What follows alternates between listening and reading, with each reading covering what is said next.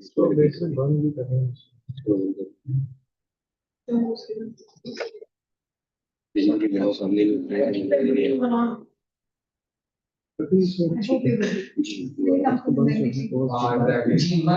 welcome everyone. Thank you for the attention.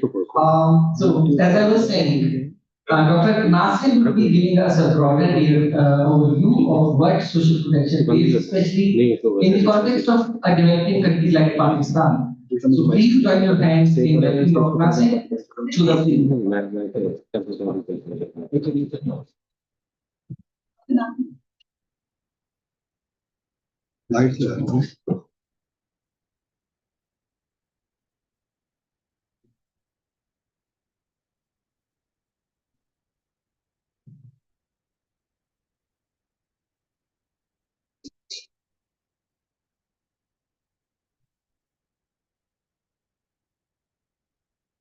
Okay.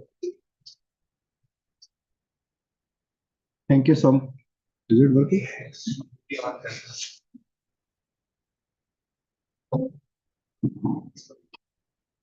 Yeah, thank you so much for giving me an opportunity to talk about the social protection, and thank you so much for inviting me for this very informative panel discussion. Let me start with a paradox. Like if we look into the landscape of social protection for the last 2 decades, there is an exponential increase in social protection coverage. We digitize the payment, we ensure the transparency, we increase the coverage. What happened with the outcomes?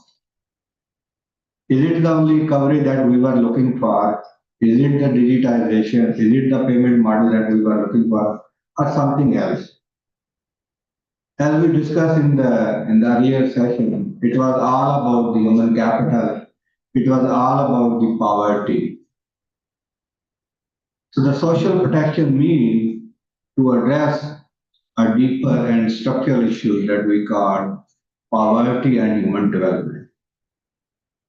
So if we look into the one side, as I said, there is exponential increase in social protection, but on the other hand, there is also a significant increase in poverty numbers.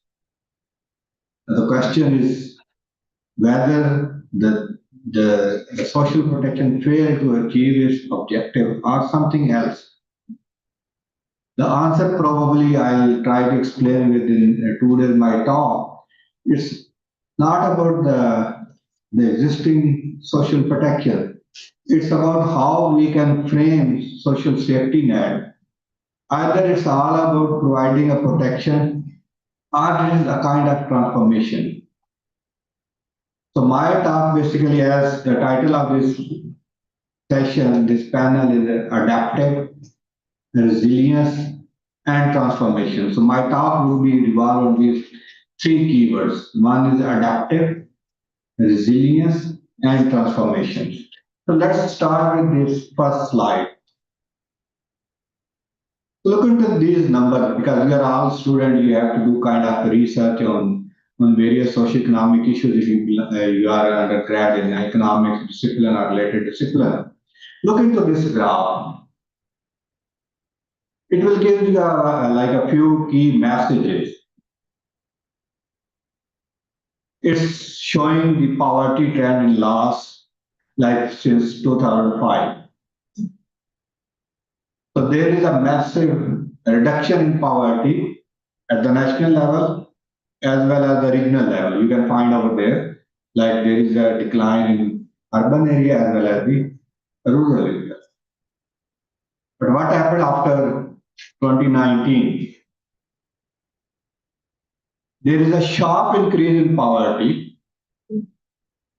not only at the national level, but at the regional level. So the equally important that the poverty has increased the rural level as well as the urban level. The question that we try to explain what happened over the last 5 years, as I explained earlier, that there are few areas that can be considered was the key driver of this poverty increase. As you know, I said earlier that there is a stagnation in the economy, growth was very low, high inflation, then there is a COVID and the flood. So why I choose these four drivers? Because that explains how we have to revamp or rethink our social protection system. It means poverty is not only driven by the only recession in the economy, there are other factors that contribute to the poverty. The one, as I said, the change in your prices, the inflationary impact. It could be domestic, it could be external as well. The another, I said, there is a natural shock to the society. Another could be the pandemic, like COVID we have. So all these have changed the dynamic of the poverty. So it means if we have to address this poverty, we need a dynamic solution. And what kind of solution we'll talk about that solution in the later slide. So the picture is only that shows at the national level, but we can also find the regional heterogeneity across the provinces. Look at these numbers. There is an increase in poverty across four provinces. It means the trend remains same. As we noted for the national level, you can find there is a significant increase across all four provinces. But look at the difference across the urban and the rural part of the different provinces. This implies poverty is not a uniform phenomenon. It has a kind of heterogeneity within the system. Like a few area in like South Punjab, you can find very high poverty. Interior Sindh, you can find a very high poverty. The Balochistan, look at the half of the population of the Balochistan is below the poverty line. But if you look into the natural endowment that they have, likely one of the richest province in our country is Balochistan in terms of the natural endowment. It means we have to find the structural drivers behind this poverty to address it. If we're really looking for our country and we have to address the global agenda of SDGs, that is one of the first goal where the poverty is the key. We have to address all dimensions of the poverty. As earlier said, we have multi-dimensional poverty as well. But this table basically show you the heterogeneity of the poverty. What about this figure? Just look into this slide. What message you can extract from this figure? Any idea about it? Because we are all students, you must try to read these kind of fancy figures and tables and graph and try to interpret these things. What is the key message from this slide? As I said, 28% population live below the poverty line. What about this graph? It's all about the vulnerability of your society. Like if 25% is the absolute kind of poverty that fall below the poverty line, but around same number, around 20% population is slightly above the threshold. What does it mean? As I said, from 2018 to 2025, the reversal of poverty is primarily driven by the shock. It means any additional shock to the society, to the community, at the national level, at the regional level, would have a lot of implication for these 20% population of the country. Like if there is any flooding in any province, probably these 20% population will fall below the poverty line. So this basically raises an important question: what kind of policy framework we have, what kind of social protection system we actually looking for to address these vulnerabilities. Because if we are looking for a sustainable solution, we have to address these vulnerabilities. It's not about the absolute number that I mentioned that it's a 28%. If you add these 20% vulnerable population within that bracket, it means 50% population is struggling.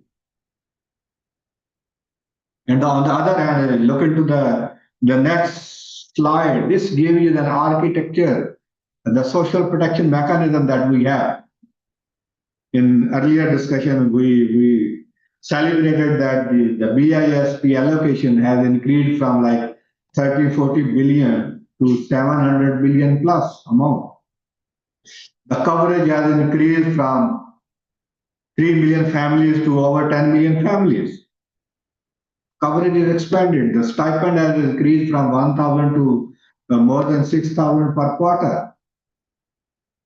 Similarly, we have a conditional cash transfer program where we provide a lot of incentive to kids to go into the school for the enrollment, for the uplift of the education.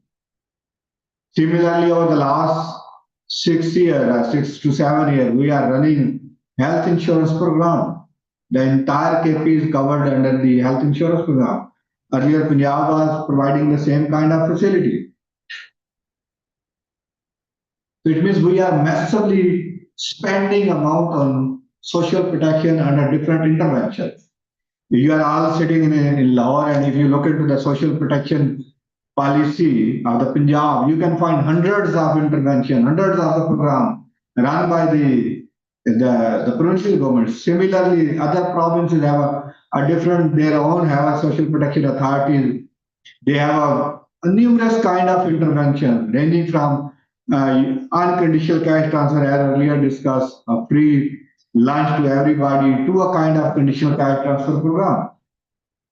Federal government is spending almost 1 trillion amount on the name of social protection. And the development expenditure is roughly 0.7 trillion. It means that the spending on social protection is much higher as compared to the spending on the public sector development project. And there is another debate that if we have to lift poverty, we have to give them the skills. We have to pilot kind of a graduation program. One of the best example from BRAC, where the Bangladesh actually uplifted thousands, 100,000 families out of poverty using the microfinance concept, the BRAC, the asset transfer. But with all these kind of social pressures, so keep in mind what kind of infrastructure have we have in terms of the social protection. So this pyramid basically explains we have more than 10 million beneficiaries under UCT program, that what we call the BISP. Similarly, we have more than 4 million kids under the Sila Talim program. We have more than 4 million families under health insurance program. We have roughly 0.5 million families under graduation program. But the result, look at the result at the first slide. There is the reversal of the poverty in last 5 years. And these are programs executed in the last 1 decade. So it is they are like in the similar time period when there is an increase in poverty. And this is a way like as a student we also learn what kind of transformation. Yes, being a developing country, being a Pakistan where the weak state capacity, one of the key achievement is the delivery mechanism of this entire social protection system. So yes, we can claim, we can celebrate that we are the one of the best mechanism to disperse payments. The best example is National Socioeconomic Registry. The one of the census that we have where every family is enrolled. And now keeping that in view, the Punjab government has also initiated a project to develop Punjab Socioeconomic Registry, where they are actually trying to enroll every family to develop the welfare score. This is like one of the achievement we have at the national level. We must celebrate this because then another achievement that we have is the payment models that we are using. We are integrated with the NADRA, and NADRA is one of the classical example of the institution those deliver in terms of their own objectives. Now the payment model basically linked with the are validated through NADRA database, through biometric verification, and the payment is delivered either as branchless banking, either Easy Paisa, either point of sale agents, those are working at the very local community. So this is a massive transformation. We have to learn from this transformation. Is it a demand-driven transformation? Is it a supply-driven transformation? So we must review this, we must study this, what kind of how it delivered. So on the one side of the social protection is massive coverage. On the other side, that is an improvement in all kind of payment mechanism. And this the entire data set is integrated. So you can put your CNSC on the website. Link is available. You can find your welfare score very quickly. So it means the database is integrated. Every province can use this data, National Socioeconomic Registry, to have a kind of intervention, to do any kind of intervention for the uplift of the people. But of course, there are kind of like a system gaps. What about why the Punjab is running another registry? This is a very pertinent question because they are running at the expense of your money. You are paying taxes and they are running another registry. Federal government already have a national socio-economic registry and that is already a dynamic socio-economic registry and they are updating it regularly. The question is there an integration issues? We can address that integration, but of course, there are some issues that the state government is also thinking on the same line that they have their own socio-economic registry. But on the KPK, they said we are okay with the national socio-economic registry. But these are the real questions that we have to address when we talk about the social protection system. Then the key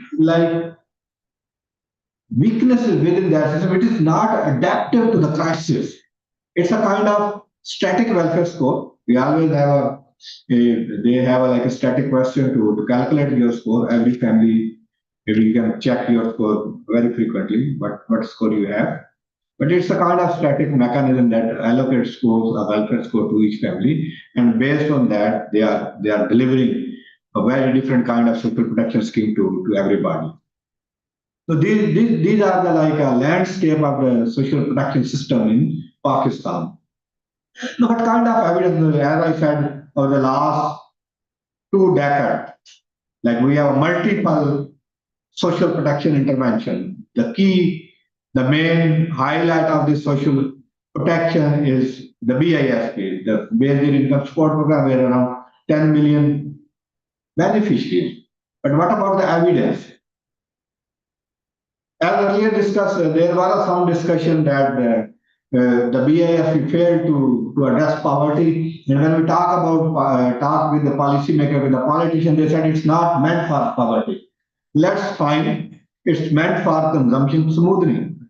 But what happened with the consumption smoothing? This is a data publicly available by the BISP. The evidence is on the other side of the story.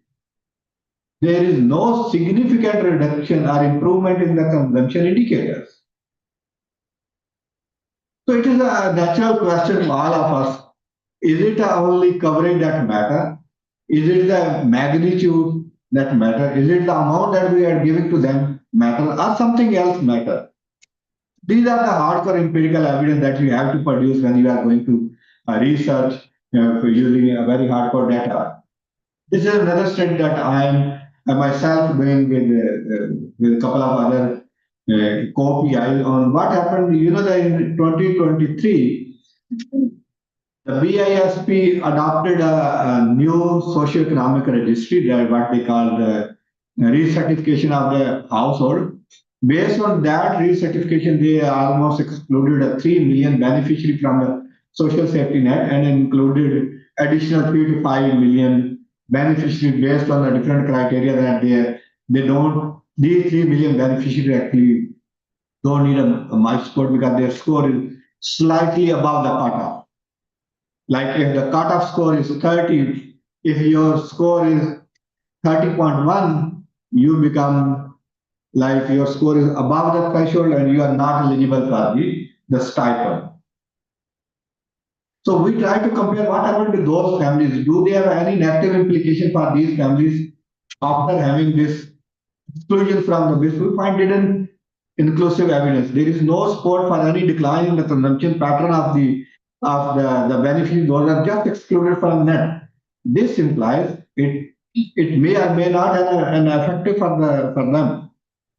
Then there is another discussion as earlier there was a question what happened with the asset transfer program. Do they have an impact? Yes, to some extent they have the larger impact in terms of improving the economic opportunities for those people. But what happened when there is a flood, when there is a natural shock? They suddenly disappear those impacts. This will show that either these programs are resilient to those crises, we find no. But we can learn from these evidence. I'm not asking that the entire social protection system is useless. They work under different scenarios. Like if there is a high inflation, you must have to give some kind of support to ultra poor people to meet their real consumption. And if there is a pandemic, you must have to give kind of a wage security to them. And if there is a natural disaster, you have to compensate, you have to give them the insurance. So these are required, but under what conditions? We have to consider those conditions. So the question is, what if it doesn't deliver? Can we just increase or expand the social safety net to achieve those objectives? So any incremental reform to me will not work because it is based on the uniform design that everyone gets the same amount of BISP. They are not sensitive to the shock, and there is a weak mobility in terms of the way they are included and excluded from the system. Now the question is what kind of social protection we are just thinking. My proposal based on three different pillars. The one is that is a fundamental question of the coverage. We have to define a program where we must ensure the coverage. Another is the resilience part of the social protection. And the third I said is the transformation nature of the social protection system. See, I just proposing a three different pillars, then I will combine into a one unique integrated social protection model. The first is a package-based approach.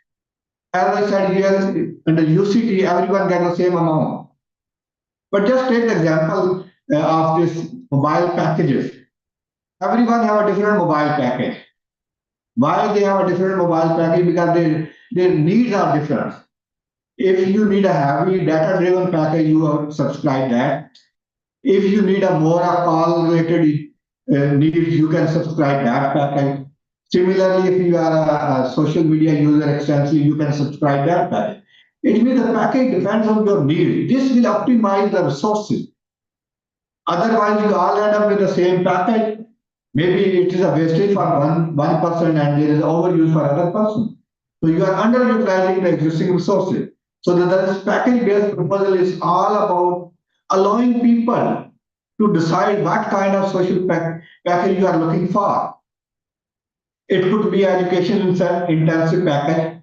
It could be an employment intensive package. It could be health intensive package, or it could be a food intensive package. It depends upon the needs of the family.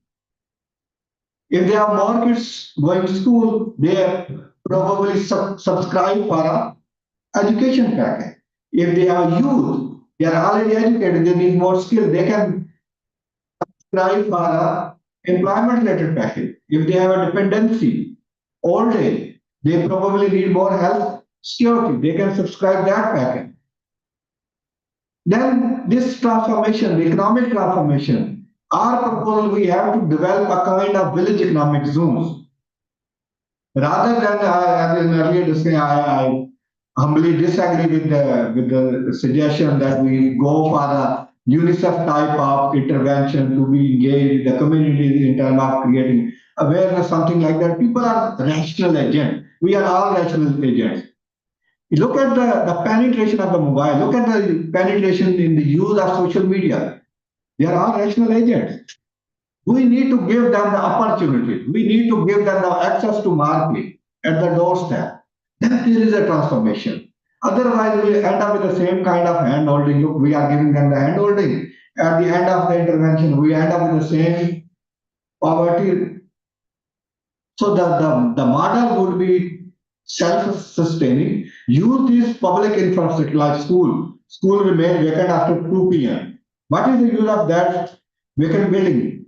transform them into a smart market. Look at these, like a smart bazaar in Lahore, the street vendor sitting in the Lahore. Why not that type of model can be implemented at the rural level to give them the opportunity to set their street vending over there, to establish their stall, to create a market linkage. So that kind of economic model would really work for the transformation.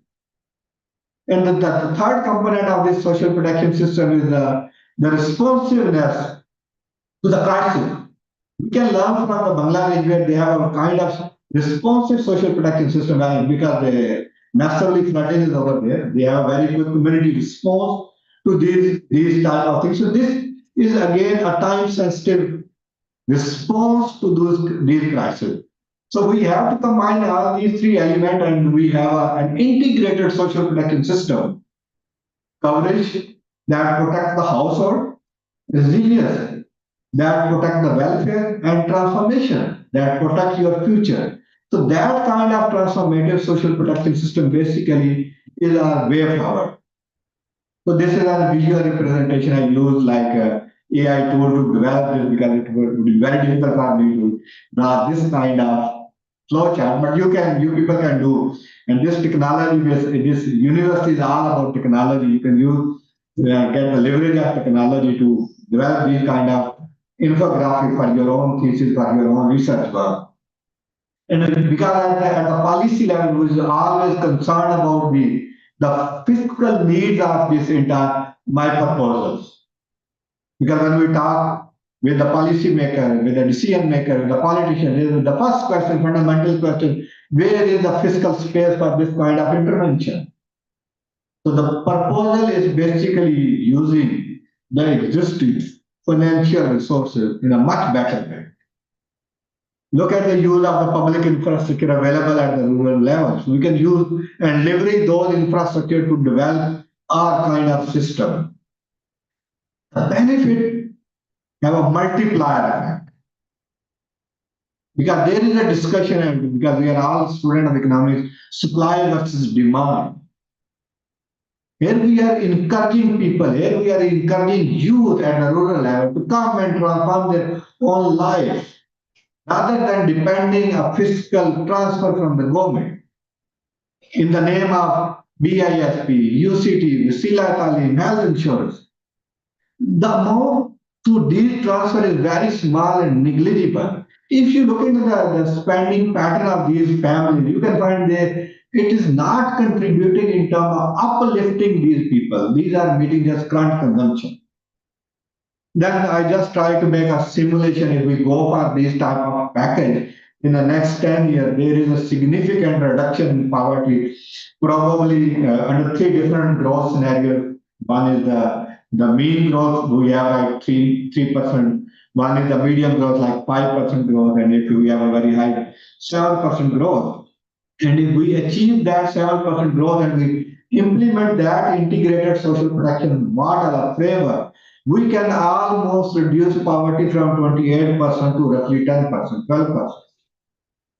So this is a kind of accelerator, a multiplier that we are really looking for in terms of addressing the needs of the people.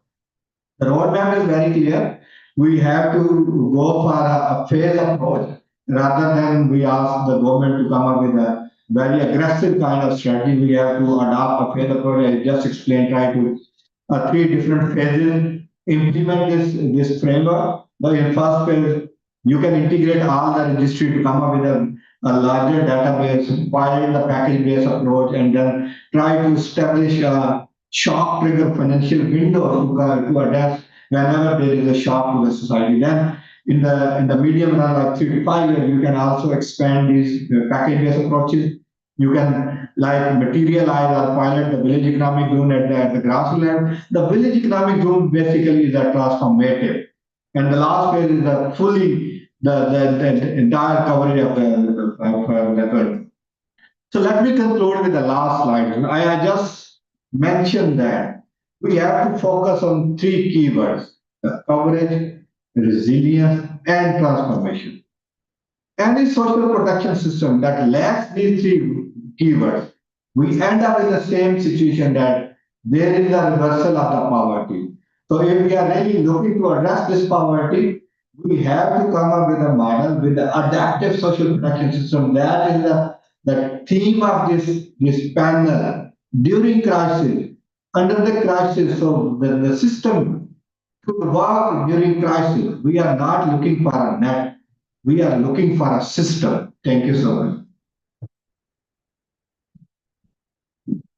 Thank you so much, Dr. Nasir, for such a comprehensive overview of, I like the way you started calling it a paradox. Being vulnerability. How vulnerable here. Hello, thank you so much.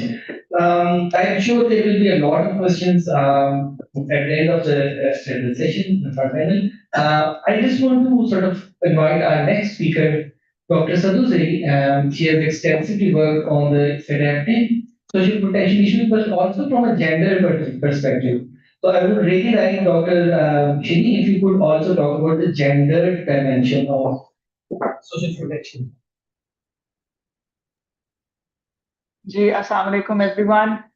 First of all, thank you for accommodating me on a virtual panel. It's really my privilege to be part of this panel and just hearing everyone, especially the presentation, which lay out some of these things. I'm at the office actually, and somebody's just coming to the room. That lay out things not the best thing was that it laid out everything critically. So you're not taking everything as is. We're saying, look, this can work. This is working. This may not work. I actually like that kind of approach a lot. So I'm really grateful for Dr. Nasser to make the other panelists' life easier by questioning so many things and putting those in perspective. I'd like to just start with the adaptive part of this. So usually when we're talking about adaptive social protection, we do also talk about shock responsive social protection. और जो बात अभी होती है, if let me know if it's okay to talk bilingually. I'm happy talking just in English. I'm happy talking bilingually. Whatever is better. Bilingual is better. Bilingual is fine. Yes. बस ठीक है. I'll do that. तो जब हम बात करते हैं shock responsive या अडेप्टिव सोशल प्रोटेक्शन की, तो अब अभी जो टर्म बहुत ज्यादा यूज होती है वो adaptive and shock responsive social protection है. अब उसमें हम एक चीज को जो बहुत अहम बात है या वो ये है कि our purpose for any social policy has to be very clear. तो आपने जेंडर की बात की थी, मैं 2 मिनट के लिए उसको रोक रही हूँ. मैं सिर्फ थोड़ा सा इसमें जाना चाह रही थी क्योंकि डॉक्टर साहब ने बिल्कुल ठीक कहा कि हमारे यहाँ पाकिस्तान में यानी अब तो मिनिस्ट्री भी पॉवर्टी के नाम से हो गई है and we associate that with poverty reduction. Now the thing is that if we have to make the switch into adaptive and shock responsive social protection, we'd have to remind ourselves that actually जब हम social protection पे काम करते हैं, खास तौर पे जब आप जो आईएलओ की 102 1952 की जो जहां से सोशल सिक्योरिटी के ऊपर जो कन्वेंशन है जहां से सब आता है, that is actually a life cycle shock based social protection. So आपको बचपन में सोशल प्रोटेक्शन मिलनी चाहिए बिकॉज द कॉन्सेप्ट इज कि जो लाइफ साइकिल का शॉक है that has an impact on the level of poverty और level of well being that you have. तो बचपन में आपका खर्च ज्यादा होगा, but obviously your parents or somebody would still be paying for it. So I'm just relating that to the kind of need you have. So you will have that supplementary child benefit, for instance. ठीक है, तो आपको शौक एक आपका बचपन का है, उसके बाद अगर आप काम कर रहे हैं तो you can either be out of work or you can be pregnant, you can be a lactating woman, again come towards gender. तो उस वक्त आपका एक शौक है. Then your major thing is जब आप ओल्ड एज में जाते हैं तो ऑब्वियसली आपकी इनकम खत्म हो जाती है. सो आपका जो लाइफ साइकिल शॉक के साथ सिस्टम बेस्ड है, what that does is that actually it just says कि देखो इस वक्त लोग एट रिस्क हैं. So if we manage through social protection policy, अगर हम सोशल प्रोटेक्शन पॉलिसी को as a risk management tool लेंगे, the result would be poverty reduction.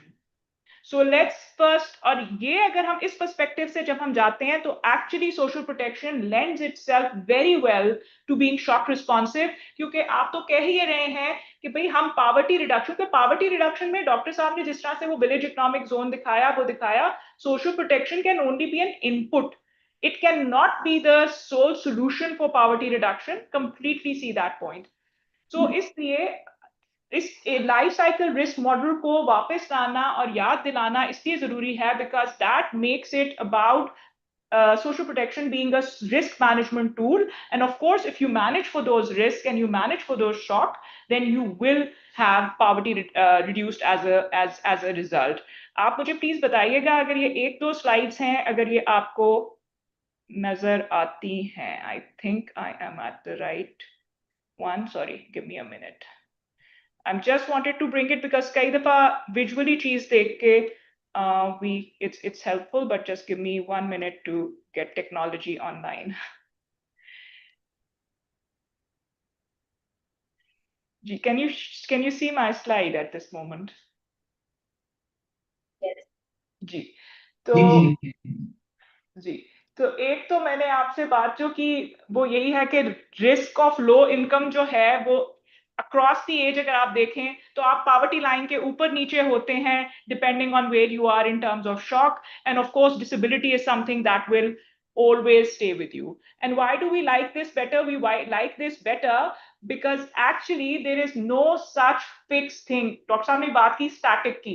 There is no such fixed idea of a group which is the poor. Because ये मेरे पास इस वक्त, क्योंकि मैं फिलीपींस में काम कर रही हूँ, तो मेरे पास ये इसी रीजन के थोड़े से पड़े हुए थे, तो I am just flashing them very quickly.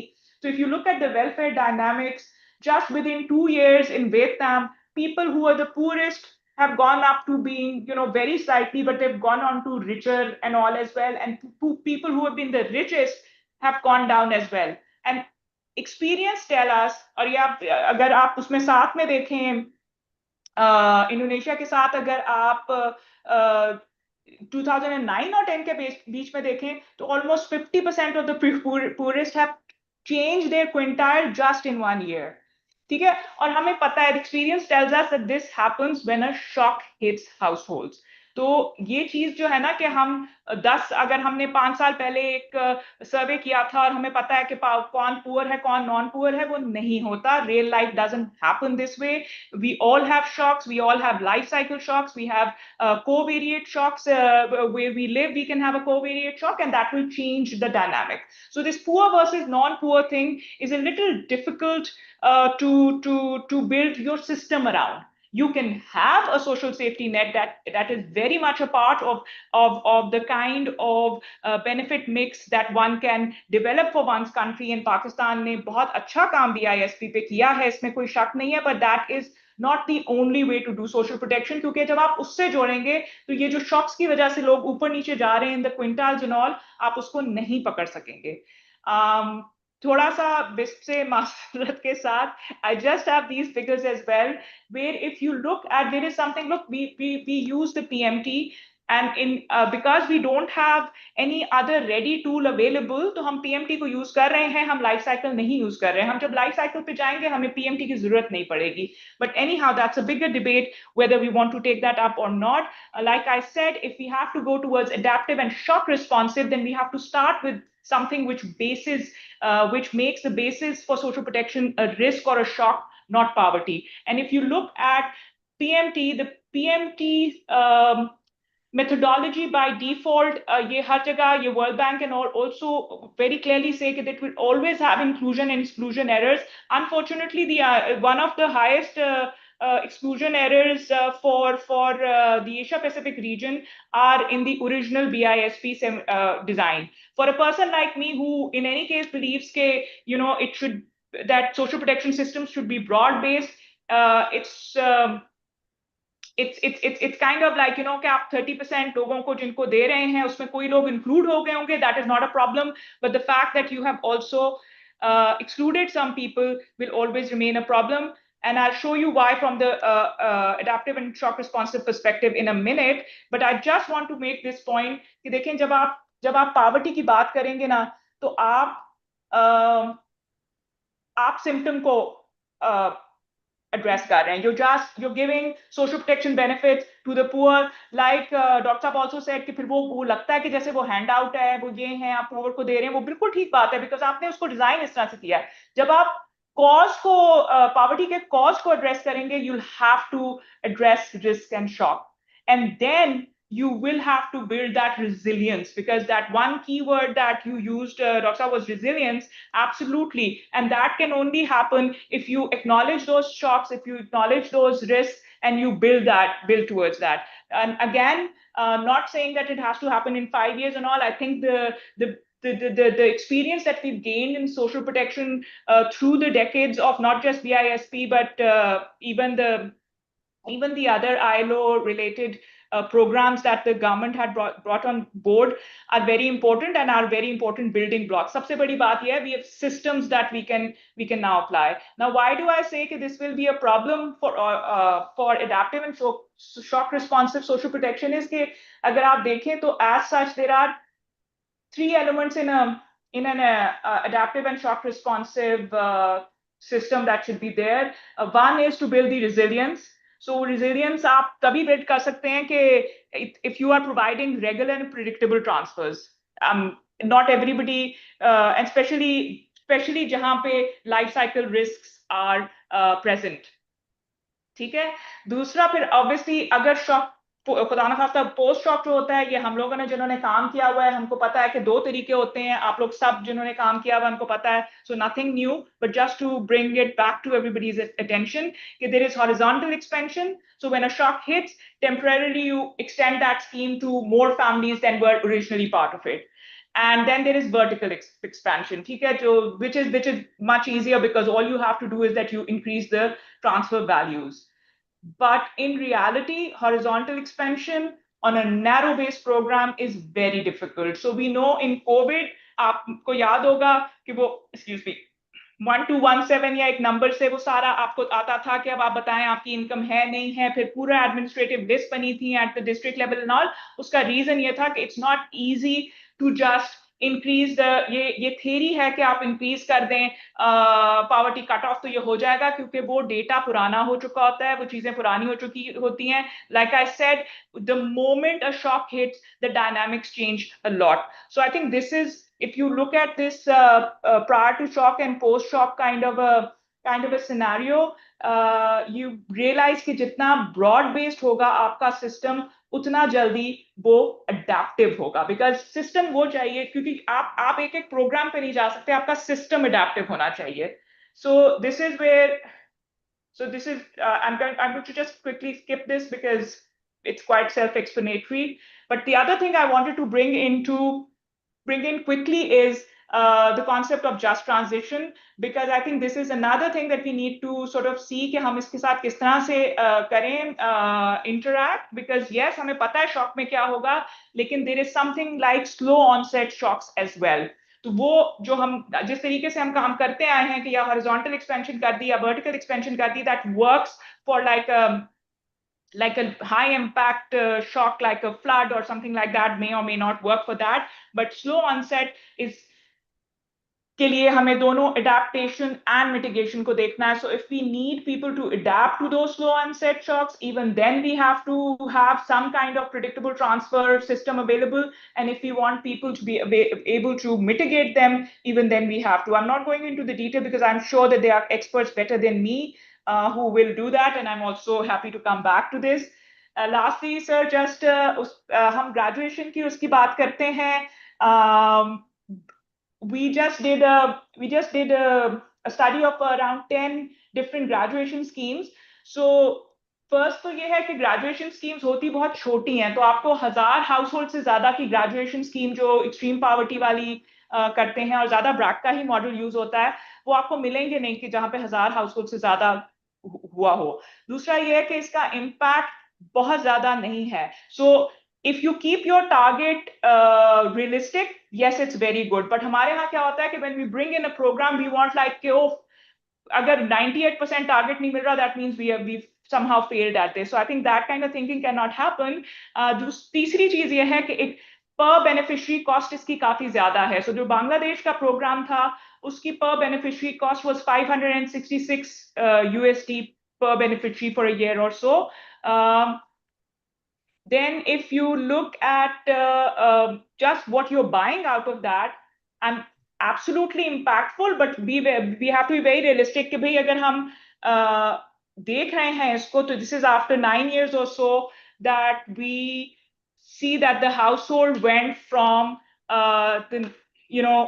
from the 10th percentile to the 16th percentile. So nobody sort of went directly into the higher percentiles and all, and this is considered a successful program. So just my point is that our definition when it comes to TVET, when it comes to programs like support through these skills, our definition of success changes. So that is important to also keep in mind. I'm going to stop these things here. You had asked me about, I'm just trying to see how to get out of this presentation mode now.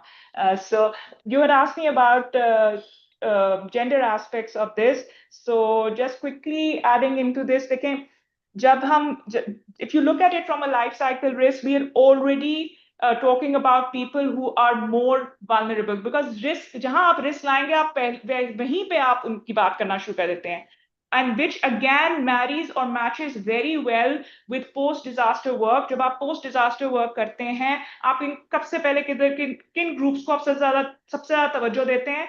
Children, pregnant and lactating women, older people, disabled people. This is exactly what I said was a shock responsive, a life cycle risk-based social protection system. It has exactly the same kind of, let me use beneficiary identification as you do in a post-disaster manner.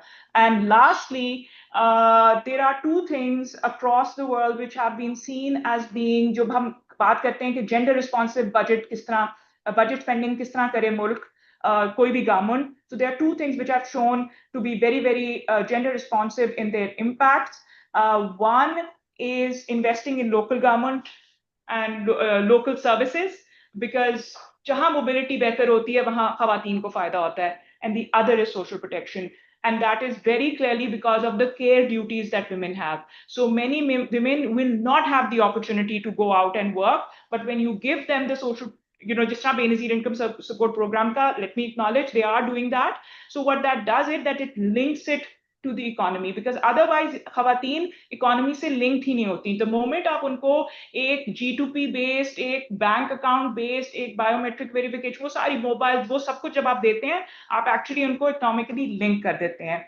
And finally, जिन मुल्कों में old age pension होती है, that by default also becomes women friendly, because women live longer, and if they haven't worked their whole life, then they usually would not have a pension. So this kind of a scheme would help them. But I think, again, remaining shock responsive, seeing that your program, yes, it should result in poverty reduction, but don't think of it as a poverty reduction kind of strategy, because I think it's good. I've worked in social protection now for more than 15 years, but I think it's good to acknowledge your own limitations and say, look, we are a risk management policy which will contribute to poverty reduction for sure, but we're not the poverty reduction strategy on our own for the government or for the country. I'll stop here. I'm sure there'll be a lot of questions, but once again, thank you for having me, and I'm happy to sort of keep contributing. Thank you so much, Dr. Chiri. I kindly ask you to be around if there are more questions about the presentation. I think one thing is more than clear from these two presentations, that A, poverty is not a homogeneous thing. It affects different people differently. And also there is no one way to deal with it. And that was an excellent, I would say, response to our first presentation. But there is one thing that affects all of us. I mean, people living in Lahore are well familiar with the word smoke. I guess that has become part of our daily lives. So I would like to invite our next speaker, Dr. Lubna Naz, who will talk about adaptive social protection, but through environment. How has that impacted us throughout. Dr. Luka.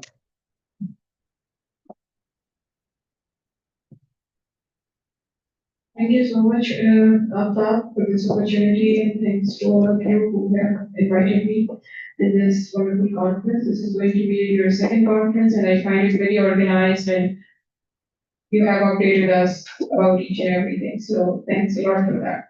Now let me come to the discussion on the adaptive social protection. I would like to add to what earlier speakers, especially Dr. Nasir Iqbal and Hassan Hussain have talked about.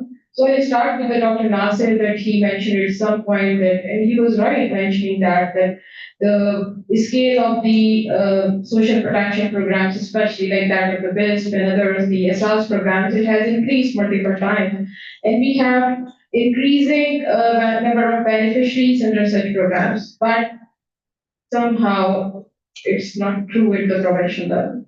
Because if you see the evolution of the social protection system after the 18th Amendment in 2010, what has happened? I give you the example from the Mamta program. The Mamta is the provincial program, the social protection program, and here in Punjab we have the Aghosh because the SEMA we are actually contributing to strengthening the capability of the central government in social protection. So from there, from that experience, I would like to add here that the only fear among the government officials is that would Mamta program be continuing in the future or not? Is it sustainable or not?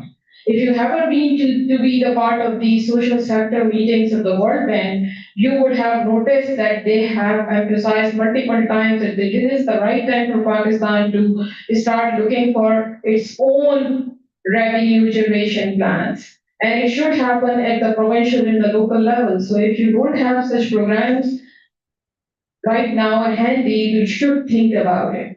And they have started talking about that how, given this tightening fiscal space, what the government is going to do. So the first thing is that whatever the programs we have, whether they will be sustainable or not sustainable, let's forget about the adaptive. Adaptive is a new word, is a buzzword which we have started which we have started talking about after the recurring, the shocks, especially the climate shocks. And though it was used to be in discussion, but it has, emerged as a it has emerged as a hot topic in the discussions going on.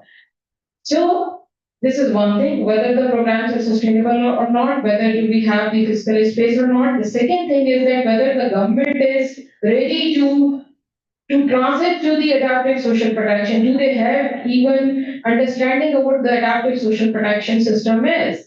Because when I met with the government officials in Sindh, here in the social protection officials in Punjab, in KP, what they discussed that we are already, targeting vulnerable populations, women, children, adults, farmers in areas which are exposed to climate risk. So what is the use of going to adaptive social protection system? We are already on it. So they don't buy this idea of going towards the adaptive social protection system.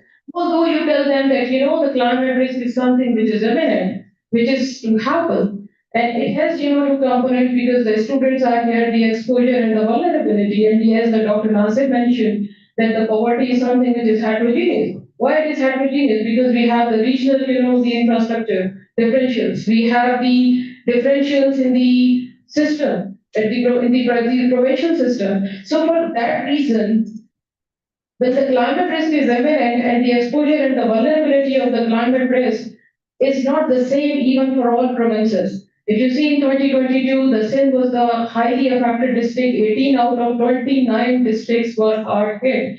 This time in 2025, it was the Punjab.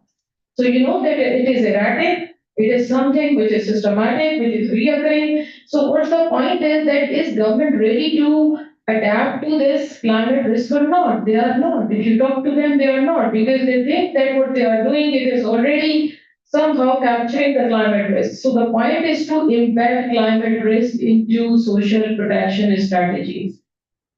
KP government has already launched social protection strategy. The Sindh government is in the process of developing the social protection strategy in collaboration with the Center for Business and Economic Research.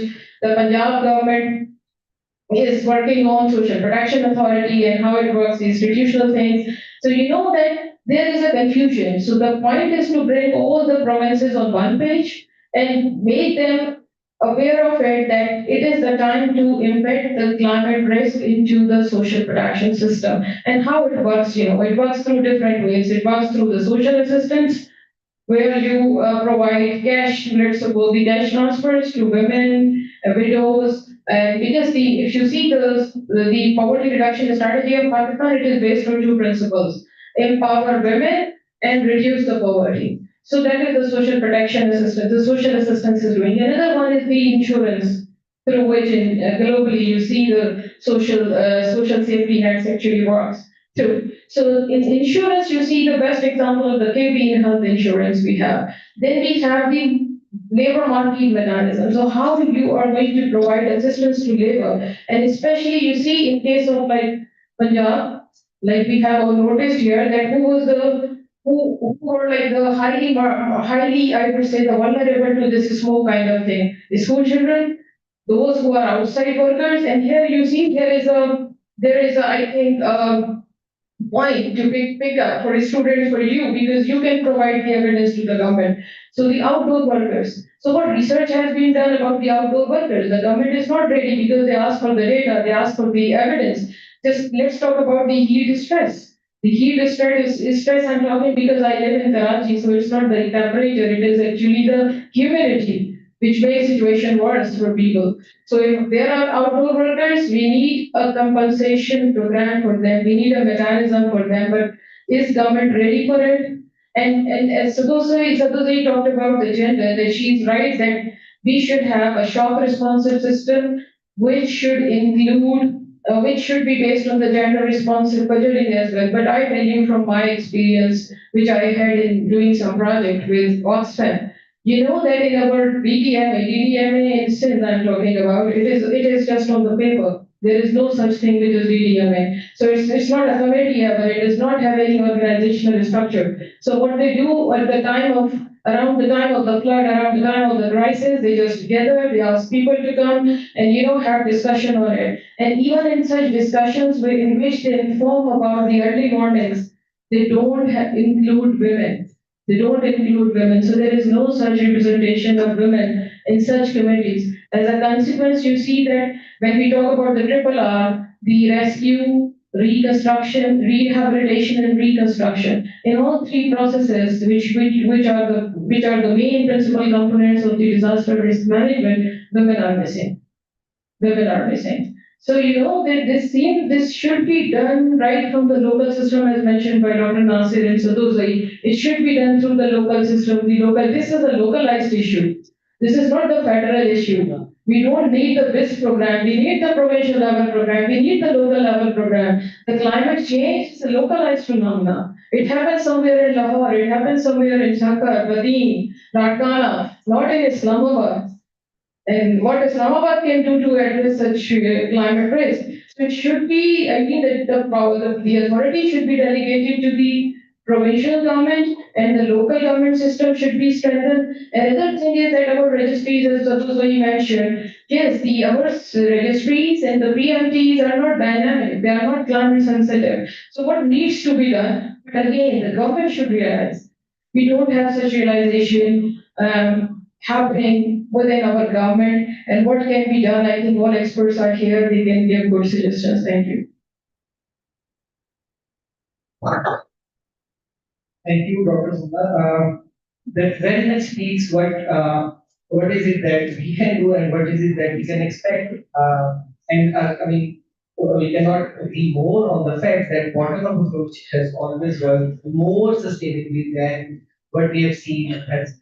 And thanks for calling the elephant in the room out. The government, how it works. And that leads me to my next presenter, Dr. Neelam. I would rather ask if you could speak about how I mean you have worked with private sector and public sector on different adaptive projects, adaptive social protection project. So, being the cynical person I am, I always question myself how much of that is just talk and how much of that has adapted those models that we have talked about. Thank you, Aftab, and thank you, ITU, for giving me the opportunity to be part of a very wonderful panel.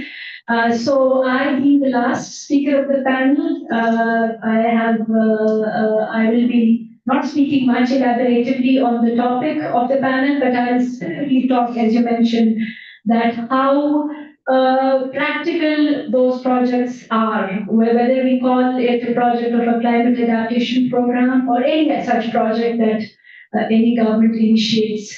How much it is rhetoric and how much it is in reality, in practice, it fulfills the needs of the vulnerable community. So I'll just specifically focus on the project that I and my colleague Maliha from ITU were working on, the project which was funded by Rasta program under PIDE's stewardship. And it is an ongoing project. Actually, the project was all about to evaluate climate adaptation program in Pakistan, and particularly focusing on the climate vulnerable regions like India, Pakistan, and for that, we looked at the GLOF project, the GLOF 2 project, which is funded by GCF, the Green Climate Fund project. And while our focus was on to evaluate how this project is successful in reaching out or fulfilling the needs of the vulnerable communities. When the project talks about resilience, the kind of needs that is needed by the community. So, उस पूरे दौरान में we looked at some of the official documents of the GCF funded projects. And it was categorically mentioned that कोई भी GCF project जब भी roll out होता है किसी भी country में climate adaptation program का, it needs to be integrated with social protection services, right? And then it intrigued us, and we tried to dig more. कि ये जो project है GLOF 2 का, how far it is integrated with our existing social protection program, right? Or by the design of the GLOF 2 project, it is by design an adaptive social protection kind of program because it lays out the 4 core functions, जो कि एक adaptive social protection program lay out करता है, which Shini and other my colleagues also mentioned that a program needs to be protective, it needs to be preventive, it needs to be promotive, and it needs to be transformative. So in this GLOF 2 project, which was rolled out, started in 2016 somehow with some of the problems, it couldn't start well on time, and then it just ended by December 2025 after getting 3 extensions. From the donor and also by the government of Pakistan. And we could see that the interventions which were there, interventions like early warning systems, interventions like giving livelihood opportunities to the community, जिसमें ज़्यादातर जो खवातीन को मुख्तलिफ life skills trainings देना, and then कुछ protective infrastructures banana. These all are the core functions of an adaptive social protection program. So by design, it is it fulfills all that. But what happened? What we saw while we were in Pakistan this last July 2025, and we visited around 4 valleys of Hunza, and we had around 5 to 6 focus group discussions with the valleys, particularly in those valleys where this project has been rolled out, is being completed by the paper. And we could see that there was no integration with the social protection program.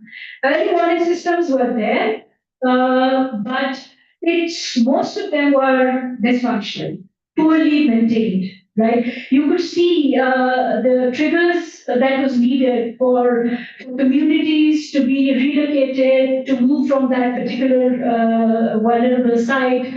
were not functional at the time. And you could recall one of the recent incidents that happened in one of the very far-flung region of Indian Pakistan, where even the shepherds have to relocate the whole community. वहाँ पे जो आपका early warning system था, जो weather stations थे, they were not able to trigger that warning that was needed. And then जब आप adaptive social protection program by design इसको बनाते हैं, it is not just the trigger that is needed. You need the kind of resources, the cash flow, the social assistance which is needed to relocate some of the vulnerable households. Our vulnerable households, especially Hasanabad, one might be aware of that. वहाँ पे हमने जब community से बात की तो उन्होंने कहा कि इन्होंने the amount that was being spent on building that infrastructure, protective infrastructure, was all washed by the flood. जो हमने 2022 में भी देखा और 2025 में भी देखा. तो communities ने हमें ये कहा कि अगर हमें कोई social assistance या cash के form में कुछ दे देते, we would have been in a position to relocate ourselves quite better. Because this is an ongoing, as Dr. Lubna said, climate change का जो impact है, it can trigger. और हमने, especially I am from Hunza, Pakistan, तो we could witness कि किस shape में हमारे पास climate shocks के impacts आपको नजर आते हैं. We could see weather का जो uneven pattern है, it is getting worse year by year. So in that sense, जब हम इसी ड्राफ्टिंग प्रोजेक्ट के अंदर देख रहे थे, जो जो 4 core functions हमने आइडेंटिफाई किए, उन 4 core functions में all of the interventions were there, but they all were not very properly functional. They were poorly maintained, और जिन इलाकों में वो weather stations लगाए गए थे, they were ecologically not suitable for those weather stations to be operational, right?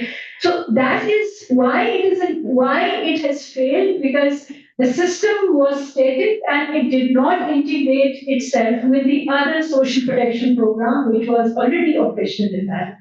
Because Dr. Nasir ने कहा कि हमारा जो existing social protection program it is static. Yes, it is static.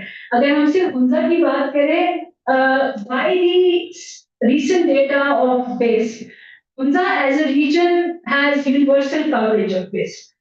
It covers 3,000 households and it says that India हमारा universal coverage है.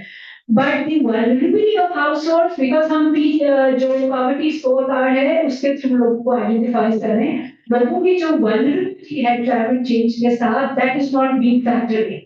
तो वहाँ पे हमने ये देखा कि it has failed to integrate with the existing system, जो कि वहाँ पे अगर आपका एक पूरा infrastructure या institutional arrangement है, it needs to be integrated with that institutional arrangement so that आप बहुत effectively इस project को roll out कर सकते हैं.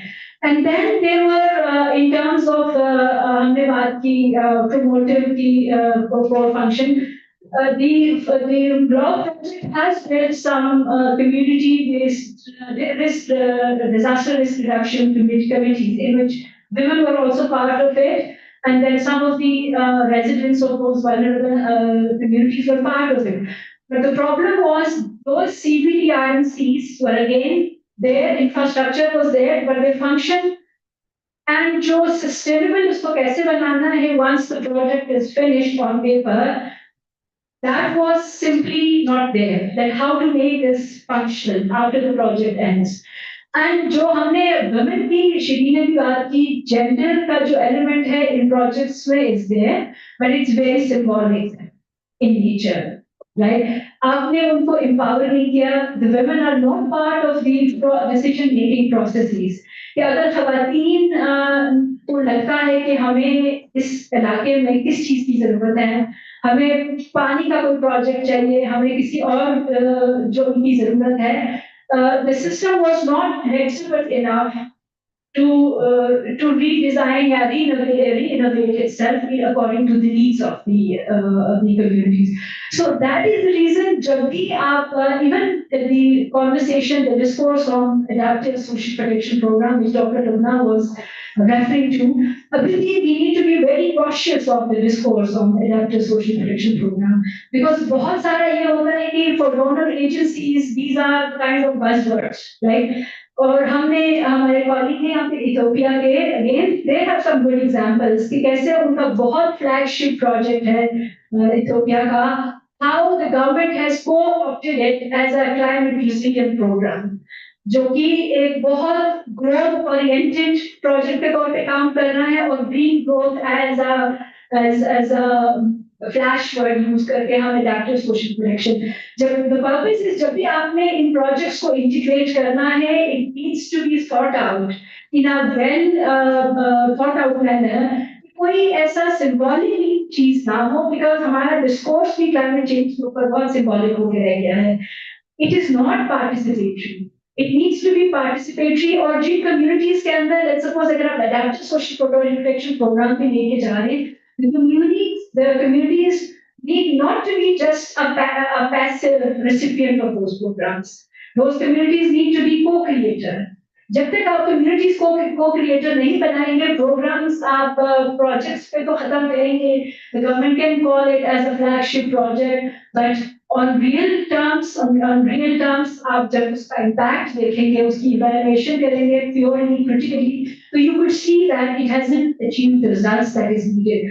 So coming back to the objective of this panel that I would say adaptive social protection program needs to be और इसमें discourse academically बहुत कुछ आ रहा है so we need to be very cautious on that how it needs to be right based right हम बहुत ज्यादा उसको ग्रोथ ओरिएंटेड ना करें बिकॉज हम फिर एक इंपीरियल मॉडल की तरफ उसको लेके जाते हैं कि क्योंकि हमें फंडेड प्रोजेक्ट्स मिलते हैं so it needs to be हमें सिर्फ ग्रोथ को ध्यान में रखना है it need not to be growth oriented it needs to be right based और हम adaptive social protection के अंदर Dr. Nirmala is already working with the ministry and I'm sure a very serious discourse need to be generated at the federal level and also at the provincial level ताकि हम in real terms जब हम resilience की बात करते हैं communities की तो वो resilience सिर्फ symbolic ना like resilience के अंदर भी literature में बहुत सारे लोग इसको there are a lot of criticism on the word resilience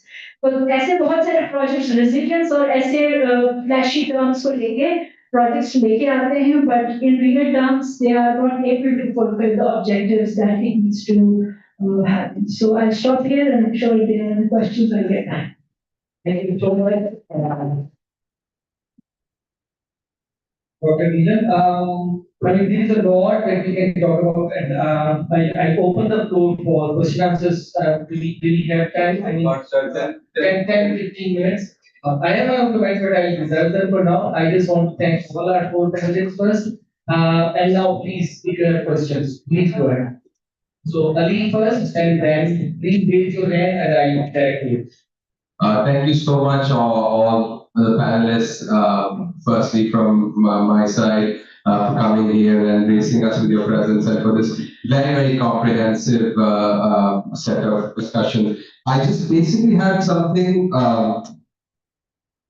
just a basic question for my own understanding. When you showed that, I remember when I saw this data myself, I was quite surprised and I had a question about the process behind it. You know, the fact that for 20 years, for 20 years, the poverty had been going down, and particularly we had this kind of conventional idea of growth being directly related to poverty. But we all remember 2008 to 13 was a particularly bad time period for growth with all the energy shortages and all of that. And yet poverty did go down.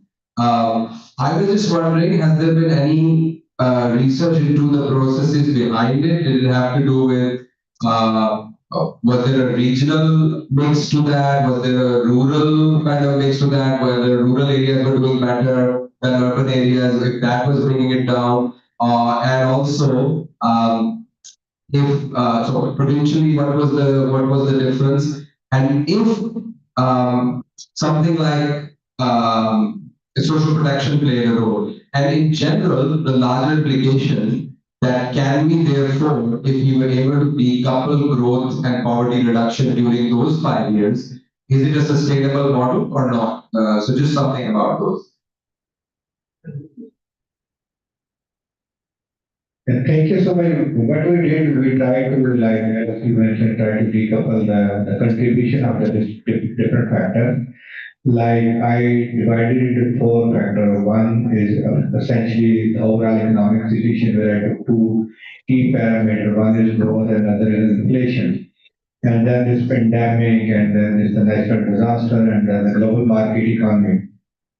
So what I found is, if I explain, like, the poverty has increased from 22 to 28, a 6 point increase, probably the 50% was contributed by the growth and what we call the macroeconomic situation of the country. So that are the two key elements. One is the inflation and other is the growth. So around 50% was, which I have that, like, a complete description in the report. Probably in the next week we'll publish that report, and you can find it about the contribution of different factors. Those are actually behind these.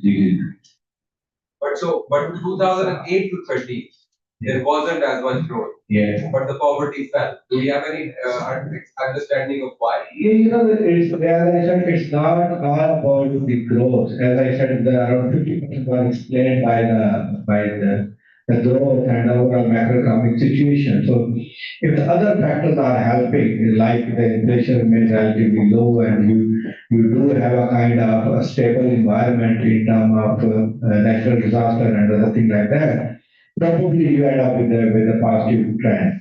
So that's what we try to unpack why this is a reversal. That's what the policy maker and government is also thinking on those lines. What would be the next? Because we do have exponential increase in social protection, but it's, as I said, it's the goal. Because if you don't have that social protection, probably the poverty would be around 35%, roughly. And then there is another key element that we must consider is the remittances. So we didn't yet figure out what contribution the remittances would have, but a deeper research and the further research that I am trying to explain is what happened during the last 5 years. Because during the last 5 years, the KPK has one of the highest inflow in terms of remittances, and you can find on the table relatively a small increase in poverty in KPK compared to Punjab and Sindh. So probably we do have answer to this question. So, yeah, I would like to, I would like to mention one paper, that is the Poverty, Inequality and Growth by Nana Satwani. So it's not the growth and poverty relationship, it is that, it is not that straightforward, let me say. It is actually the pro-poor growth. If the growth is pro-poor growth only when you observe a noticeable decrease in the poverty, otherwise not. So what the pro-poor growth is, if you see that the growth is taking place, but the larger share of that growth goes to poor people. For example, if that growth is taking place through the expansion in the construction sector, through the expansion in the sectors which require unskilled or semi-skilled labor, and that growth process is much inclusive as well as pro-poor, then you see a noticeable decline. Otherwise, saying that the growth, if growth is there, the poverty reduction is there. It's not that straightforward thing. Thank you. जी यहाँ पे line दीजिएगा.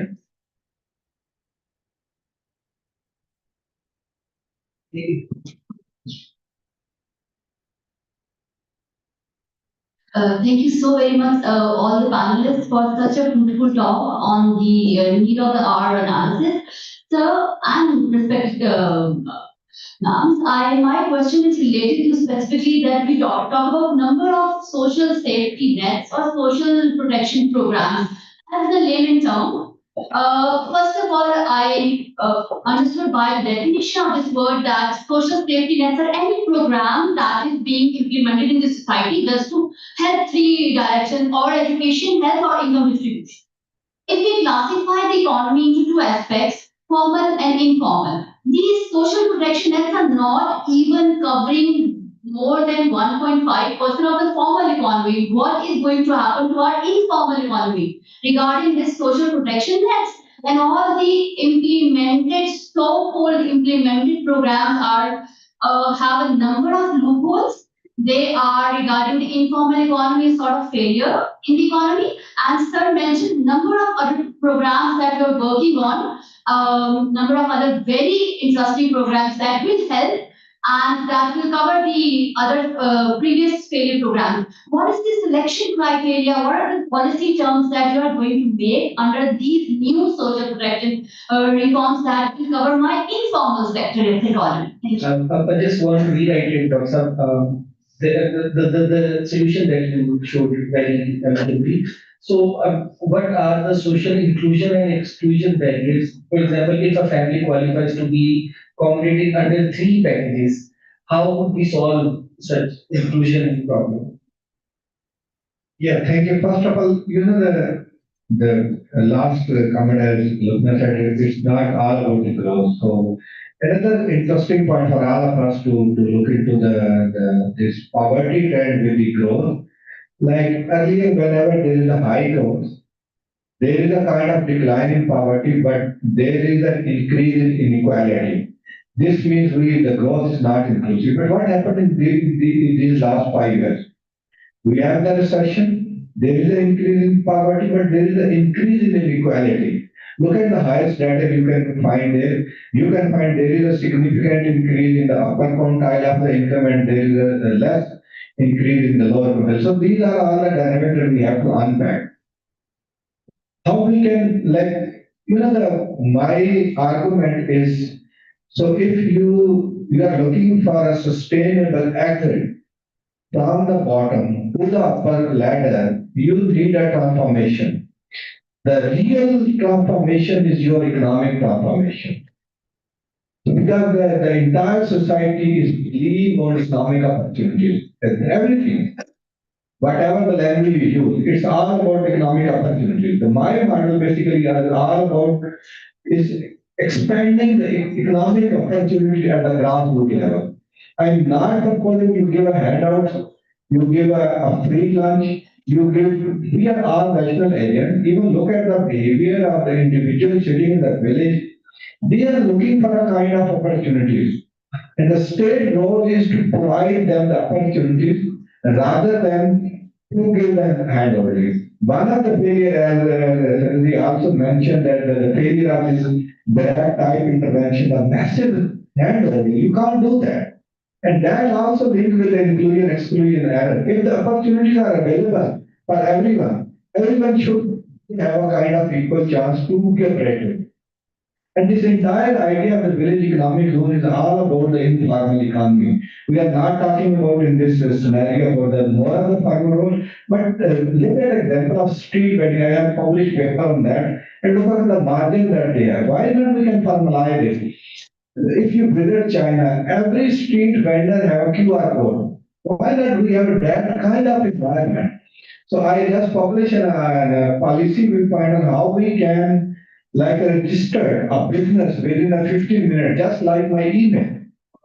Give a people a kind of liberty to do a work. With the state role should only be as an enabler, as a facilitator. यहाँ पे state ने अपना role opposite कर लिया state का समझ लिया कि मैं पैसे दूंगी तो ये शायद चलेंगे it's not like that it wouldn't work अगर हम 1947 में कायदे आजम की पहली स्पीच देखें जो उसने स्टेट बैंक में की थी उनके 5 पिलर थे one of the pillar define the role of the state और हम 70 सालों से उसमें कंटिन्यू हैं इसमें एक मैं आपको clarification I would like to get. If you look at the word, with the advent of neoliberalism, we talk about there comes the structural adjustment.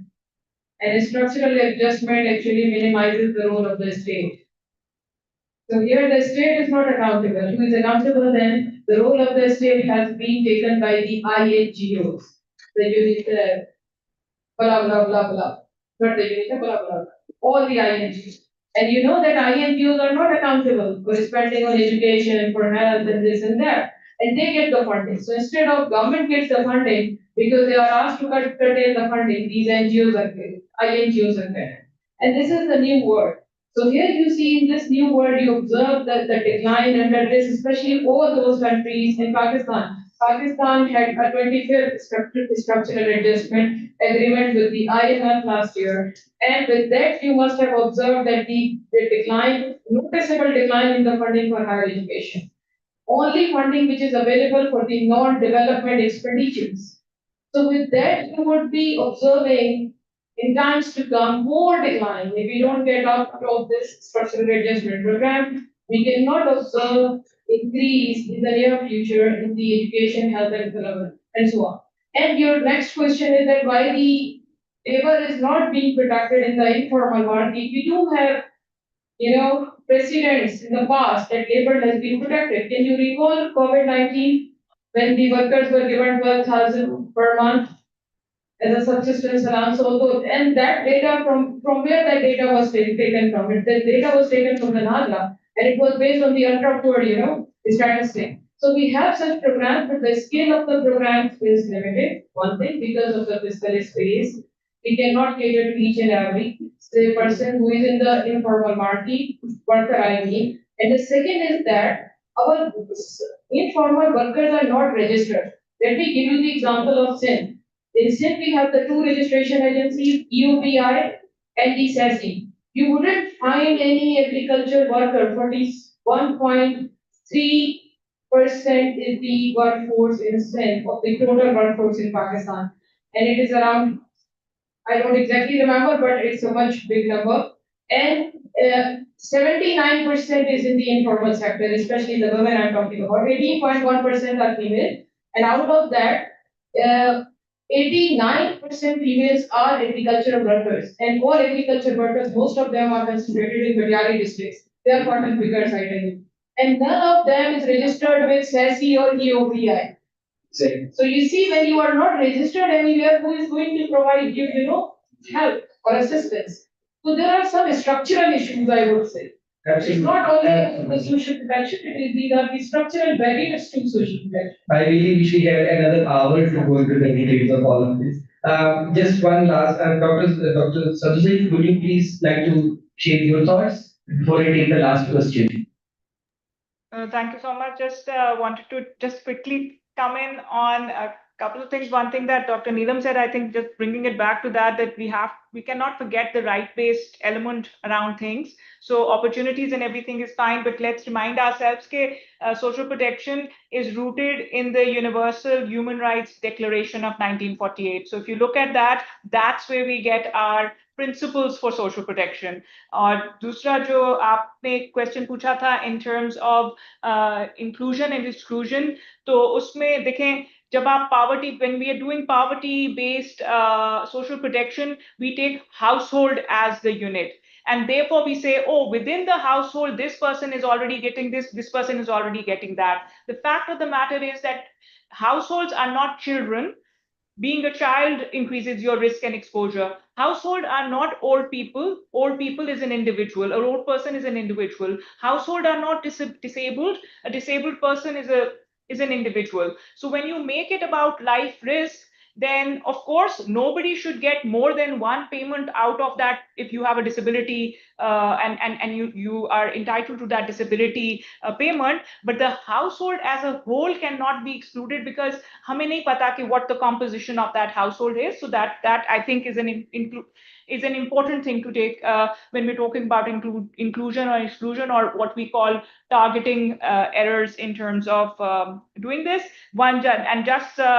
Not going too much into the state-citizen relationship, but just saying that when we are also looking at creating opportunities, absolutely the role of the state to do that. But again, what research shows us is that risk-taking behavior is associated with having a predictable transfers. तो जहां पे उसका size भी matter नहीं करता, जहां पे predictable transverse आप दे रहे हैं social protection, risk taking behaviour in entrepreneurship increase होती है. So these things are related. तो वो जो इंटीग्रेटेड मॉडल दिया ना डॉक्टर साहब ने शुरू में, I think that's something to think about.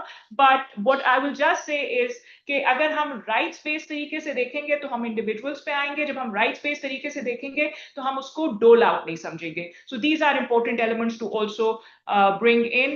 The rest, I think, very good discussion in terms of not being trapped by jargon and all, but really seeing what works for us in our context. Thank you so much once again. In addition to right-based approach, also what you said earlier about life cycle responsive and risk responsive protection would go much higher, much longer the way. Just one last question.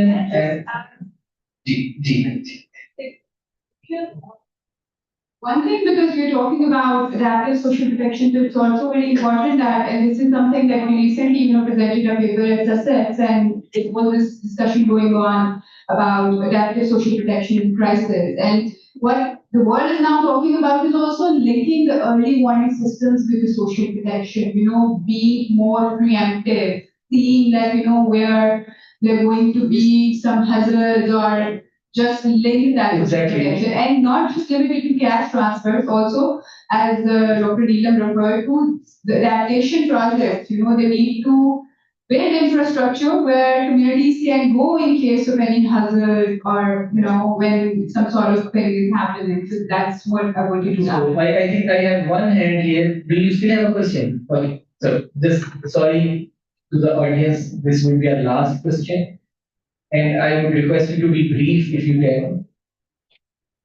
Given the current economic challenges in Pakistan, do you believe the shift towards unconditional cash transfer or towards subsidized human capital investment to break the poverty cycle in Rome?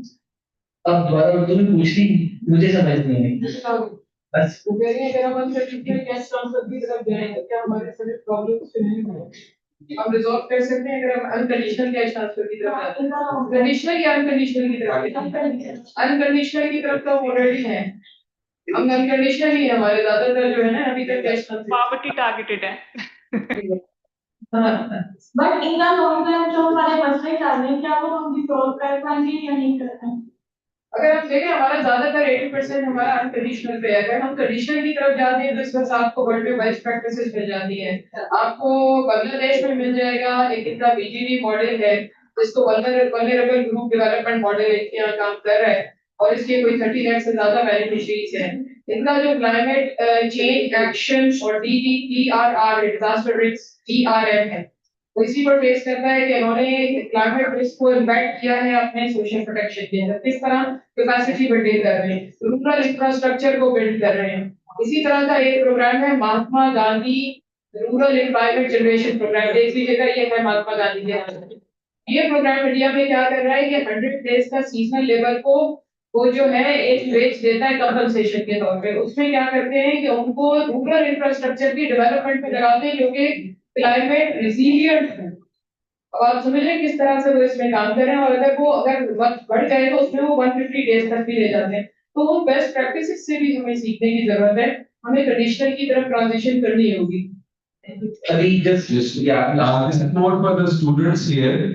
Already आप लोग देख रहे हो कि even in this panel, if some of you were paying attention, there is a difference of opinion, or at least there is an idea that one group feels that growth it has to be connected to growth, the idea of cash transfers or any kind of program, and the other one is talking about seeing it as a right.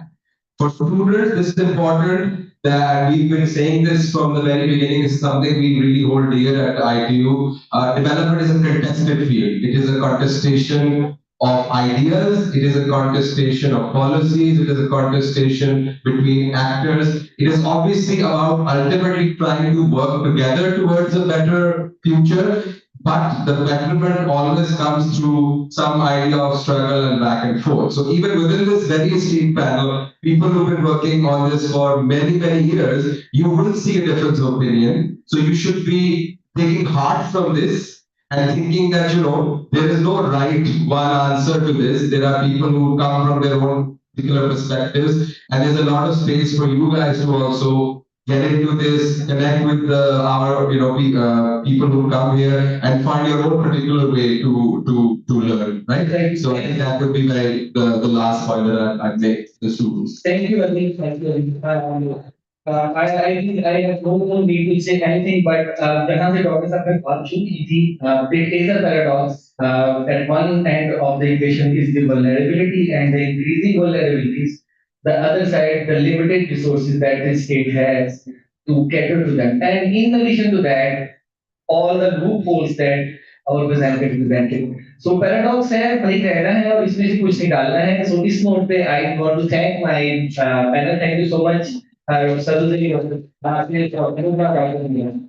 I think the lead in I think there's just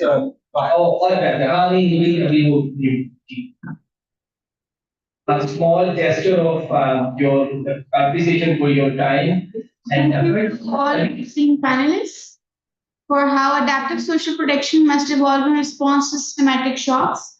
Now I would like to call Dr. Alijan on stage to hand over the token of appreciation to our panelists.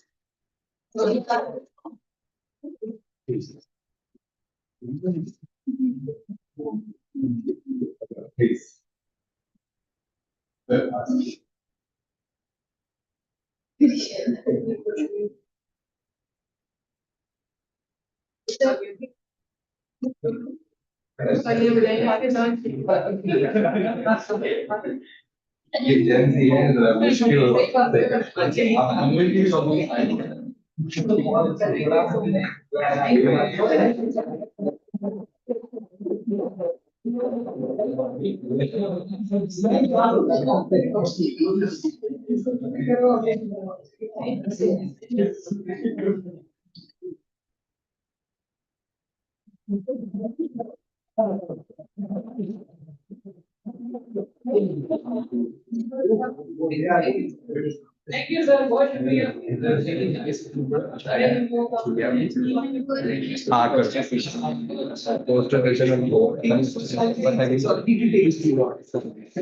Segment of day one, I invite you all to the poster session. This session showcases emerging researchers and reflects our commitment to nurturing the next generation of scholars in development economics and public policy. Please join us for tea alongside the poster displays.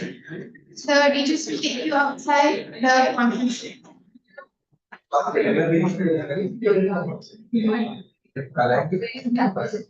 my person?